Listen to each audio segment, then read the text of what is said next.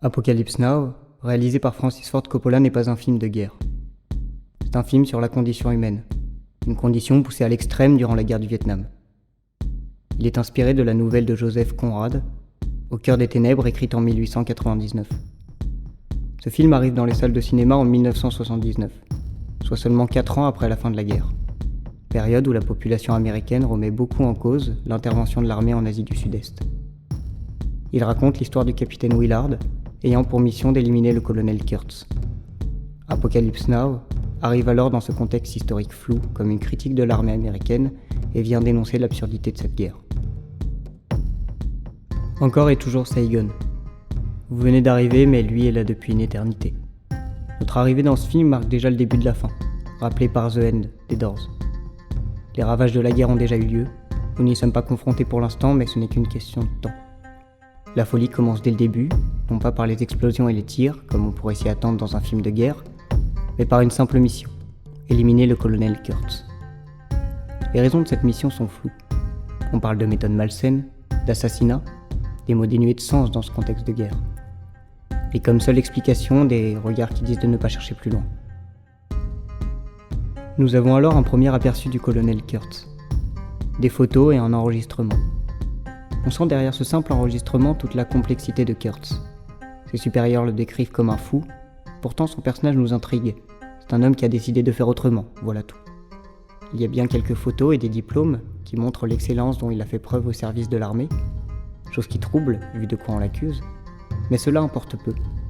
Kurtz est bien plus une idée ou une manière de penser qu'un homme défini par ses actes. Il n'est d'ailleurs qu'un personnage fantasmé une bonne partie de l'histoire, vu qu'il n'apparaît qu'à la toute fin du récit. Malgré le discours de ses supérieurs, il nous est impossible de nous positionner face à cet autre chemin qu'il a décidé d'emprunter. En ce temps de guerre, décider de faire autrement ne serait-il pas une bonne chose ? Le capitaine Willard commence alors son odyssée, le long du fleuve remontant jusqu'au Cambodge.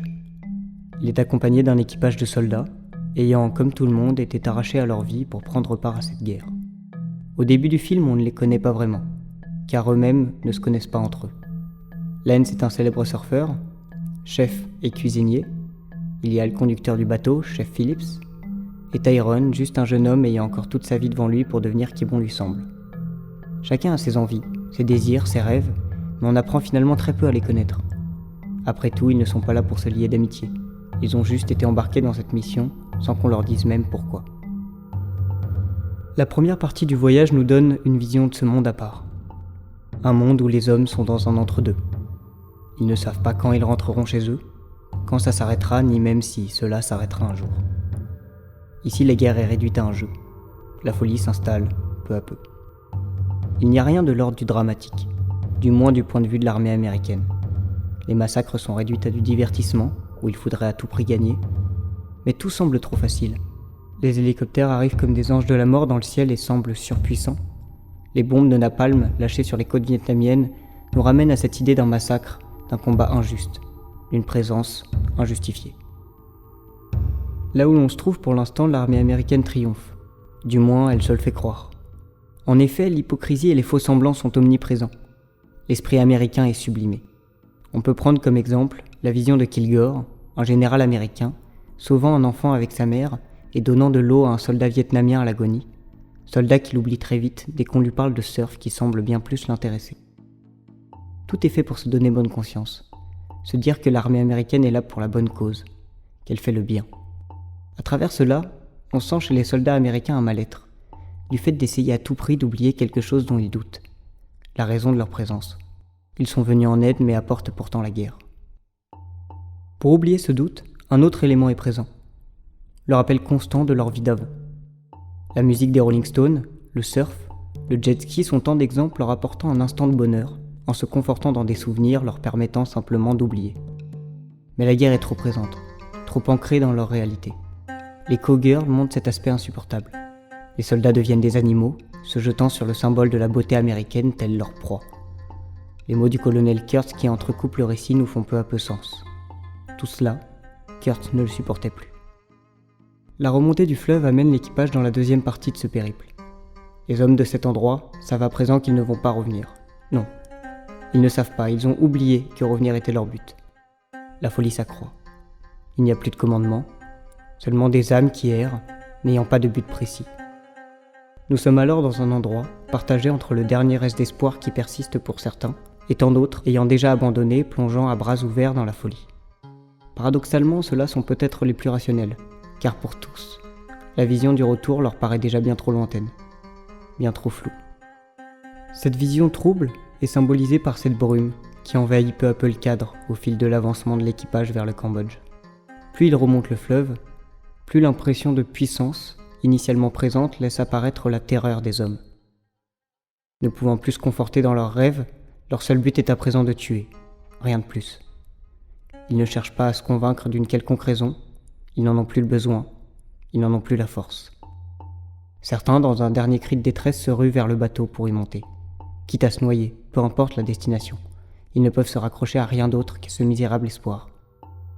Le bateau passe le pont qui s'effondre derrière eux, barrière symbolique marquant le point de non-retour. Dans cette dernière partie, les hommes ne veulent plus revenir. Leur vie est désormais celle-ci. La transition se fait par la fumée rose des fumigènes de Lens qui envahit le bateau. Cela montre leur entrée dans la folie pure, l'illusion, le rêve. La fumée apparaît comme leur entrée dans un monde onirique. La mort de Tyrone marque la dernière lueur d'espoir qui s'éteint.